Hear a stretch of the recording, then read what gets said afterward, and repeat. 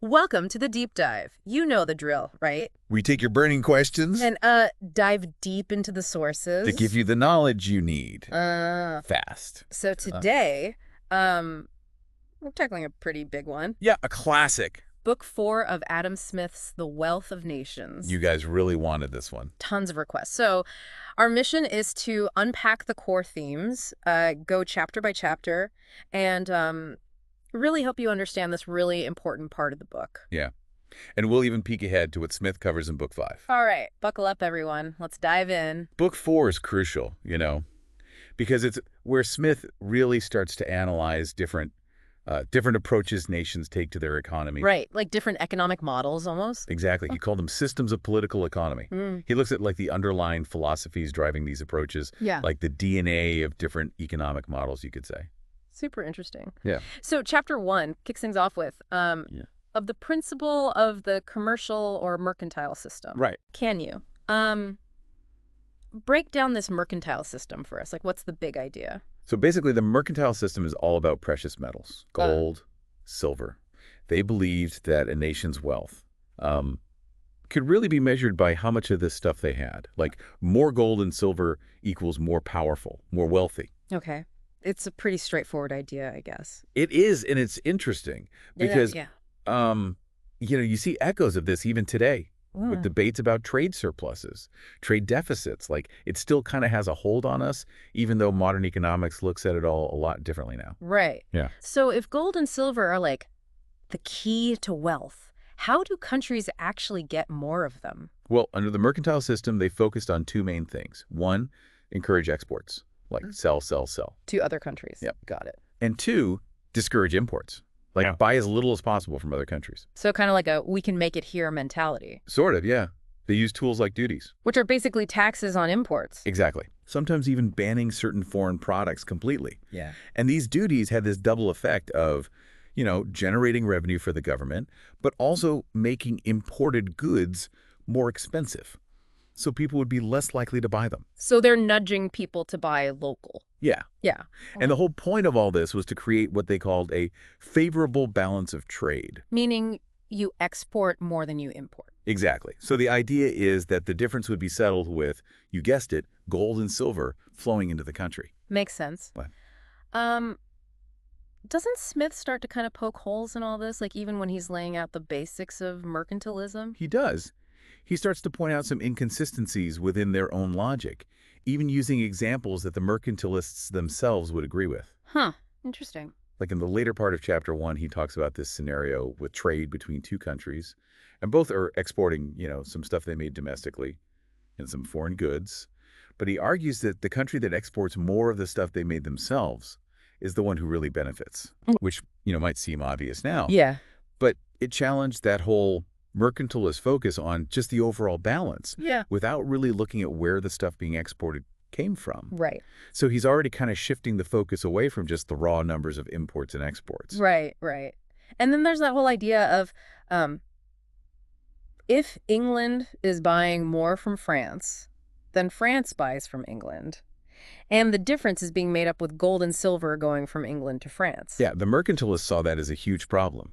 Because England was losing its precious metals. It was a bad thing. Yeah. But Smith counters by saying, well, even in that situation, there's economic activity happening in both countries. The English are getting stuff they want from France. The French are getting gold and silver. The capital that England used to get that gold and silver is replenished, at least in part, by selling stuff to France. Yeah. So it's not necessarily a net loss for England. So the gold and silver isn't just disappearing. Right. Facilitating trade. And England's overall capital, he argues, doesn't necessarily shrink because of it. So he's already hinting that wealth is about more than just how much gold is sitting in your treasury. Okay, so let's move on to chapter 2. Okay. Of restraints upon the importation from foreign countries of such goods as can be produced at home.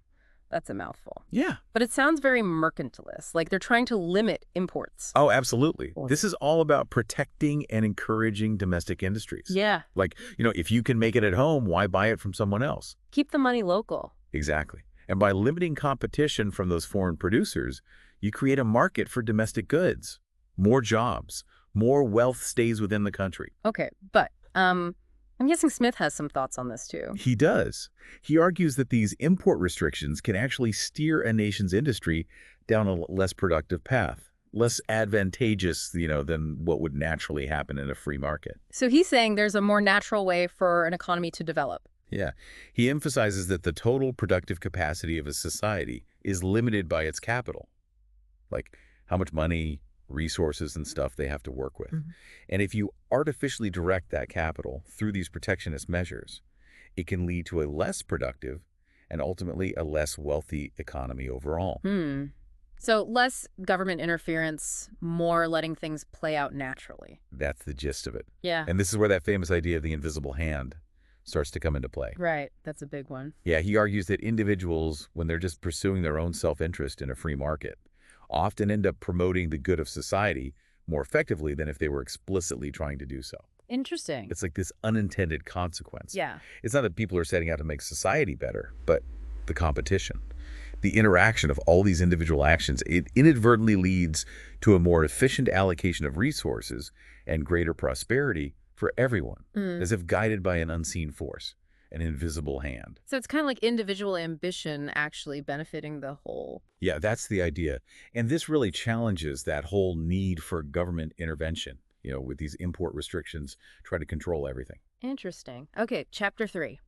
Of the extraordinary restraints upon the importation of goods of almost all kinds, from those countries with which the balance is supposed to be disadvantageous, this one seems even more extreme than just, regular import restrictions. Oh, yeah. This is like taking the mercantile playbook and turning it up to 11.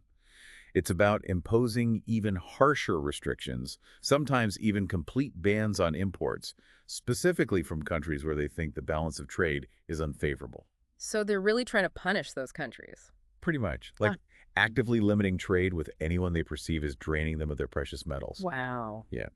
And Smith uses the example of Great Britain and France to illustrate this. He talks about all the high duties and straight-up bans they had on French goods coming into Great Britain compared to, say, goods from Portugal, which were treated much more leniently. Interesting. Can you give us some specific examples, like what kind of goods are we talking about? Sure. He mentions Silesia lawns, for example, which were subject to duties, but French cambrics and lawns were completely prohibited. Even French wine had these super high duties compared to wines from other places. He specifically mentions the imposts of 1692 and 1696. So basically, they really didn't want the British drinking French wine. Pretty much. Okay. Yeah. But I'm guessing France wasn't just sitting there taking it. Oh, no, they retaliated. They had their own restrictions on British goods. It was like a trade war. In a way, yeah. And this tit-for-tat stuff led to a big decline in legal trade between the two countries. And of course, when you make something harder to get legally, smuggling becomes a big problem. Makes sense. And Smith is very clear about this. He says that these extreme restraints often stemmed from, national prejudice and just straight-up animosity. So it's not just about economics. There's this emotional element to it, too. And he argues that this makes those restrictions even more irrational and damaging than just wanting to protect your own industries. Yeah, I guess when you add those emotions into the mix, it's not purely about economics anymore. Right. And he really gets into the flaws of this obsession with the balance of gold and silver. He uses examples of trade with commodities like tobacco and wine to show that even if gold is involved, to settle some temporary imbalance, Yeah. the overall wealth of a nation can still increase through trade. If the imported goods are more valuable to them than the exported goods or the gold they use to get them. So it's not just about hoarding gold. Exactly. The Yeah. real benefit is in the exchange itself. Yeah. Having access to more goods, more variety, not just accumulating piles of precious metals. That makes sense. Okay, chapter 4 of drawbacks. This one sounds a bit more, positive, less about restrictions. Yeah, this one's a bit different. Drawbacks are basically refunds of duties that were paid on imported goods, but only if those goods are later exported. So let's say you're a merchant and you import some raw materials.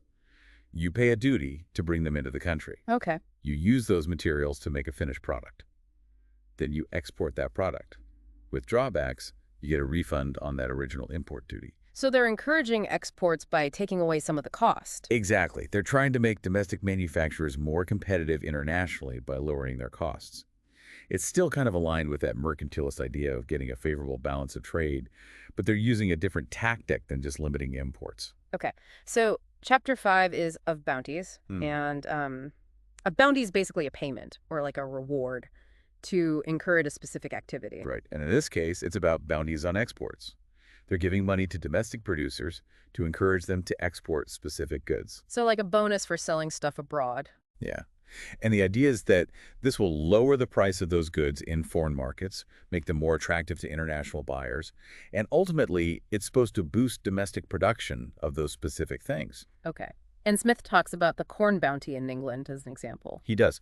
The argument for that bounty was that it would help stabilize the domestic market for corn, prevent those situations where there's too much corn and the price crashes, which hurts domestic farmers. So it's kind of like a safety net for farmers? Yeah, you can see it that way. By encouraging exports of surplus corn in good years, they were trying to keep the price higher and more stable within England. Okay. But Smith makes a distinction between these price manipulations on agricultural goods like corn versus manufactured goods. He does. He argues that artificially raising the price of manufactured goods through a bounty can actually increase their real value, like what they can be traded for in terms of labor or other goods. Yeah. And this can genuinely encourage more production. But with something like corn, which is a basic necessity, it's different. You can't just manipulate the price and expect that to change its real value. Because people need to eat regardless of the price. Right. Its real value is tied to its ability to feed people. And he uses another example, the herring fishery, to show how these bounties can become really complicated and have unintended consequences. Oh, right. That's where he talks about all the duties and drawbacks and bounties all tangled up together. Exactly. It gets really messy. The government is essentially subsidizing both exports and even domestic consumption in this really roundabout way. And Smith is pointing out that these well-intentioned interventions can lead to a very inefficient system. So it's like trying to control a complex system with too many levers and buttons? Yes, something like that. Okay, chapter 6 of treaties of commerce. So these are basically agreements between countries on how they're going to trade with each other. Exactly. They lay out the rules and conditions for trade. And a lot of times, these treaties are about securing advantages for their own merchants and industries. Like getting lower tariffs or access to specific markets. Right. And these treaties often reflect those mercantilist goals we've been talking about. Getting that favorable balance of trade, protecting domestic industries from foreign competition. So it's all kind of interconnected. Oh, yeah. It's all part of that same system. Okay, chapter 7 of colonies. This is a big one. And the connection to mercantilism seems pretty obvious. Definitely. Colonies were very much tied to those mercantilist principles. They were seen as sources of raw materials that the mother country could import, often exclusively. So the colony basically exists to serve the mother country. In a lot of ways, yeah. And they were also seen as guaranteed markets for the mother country's manufactured goods. It was a closed system designed to benefit the colonizing power. And Smith uses the example of Great Britain and its American colonies to illustrate this. He does. He talks about all the restrictions they put on the colonies, like limits on exporting certain things called enumerated commodities like tobacco, which could only be shipped to Great Britain. And in return, the colonies were expected to buy most of their manufactured goods from Britain. Okay. But I'm guessing Smith sees problems with this too. He does. He argues that this kind of forced restrictive trade actually hurt overall economic efficiency. Forcing trade to go through these specific channels meant that capital was being diverted into less productive routes. It was less efficient than if they could have just traded directly with other countries. So it's like taking a longer, more expensive route when there's a shorter, cheaper one available. Exactly. And he argues that this ultimately held back both the mother country and the colonies from reaching their full economic potential. Right. And then, of course, there's the whole issue of taxing the colonies, which was a huge point of contention. Yeah, he touches on that too. He talks about the debates over whether and how the colonies should contribute to the defense and expenses of the British Empire. And he mentions the different views on the authority of Parliament versus the colonial assemblies when it came to taxes. So he's acknowledging that it was a complicated situation. Definitely. All right. Chapter 8, Conclusion of the Mercantile System. So here, Smith really lays out his main critique of this whole economic philosophy, right? Exactly. This is where he brings it all together. He argues that the fundamental flaw of mercantilism is this belief that wealth is primarily about gold and silver, instead of the real goods and services that a nation's labor can produce. So it's not about hoarding treasure, it's about what you can actually produce. Right. He emphasizes that money is just a tool, a medium of exchange. Its value comes from what you can buy with it, not just the fact that it's shiny. And so he says the focus should be on maximizing productive capacity, not just accumulating piles of gold and silver. Okay. And he introduces an alternative here too, right? The agricultural system. Yeah, particularly the ideas of the French economists who believe that agricultural labor was the only truly productive kind of labor. Hmm. Manufacturing and commerce were seen as secondary because they were just transforming or circulating the value that originated from the land. So they saw the land as the ultimate source of wealth? Exactly. Okay. And Smith gives them some credit, right? He does. He acknowledges that they brought up some important economic questions and even influenced some agricultural reforms in France. So they challenge the status quo. They did. Okay. And finally, chapter 9, of the agricultural systems, or of those systems of political economy, which represent the produce of land as either the sole or the principal source of the revenue and wealth of every country. So we've kind of touched on this already, but what are the main ideas that Smith lays out here? Well, as we've discussed, the core belief of these agricultural systems is that land is everything. Yeah. Like all wealth and revenue ultimately come from the land and what it produces.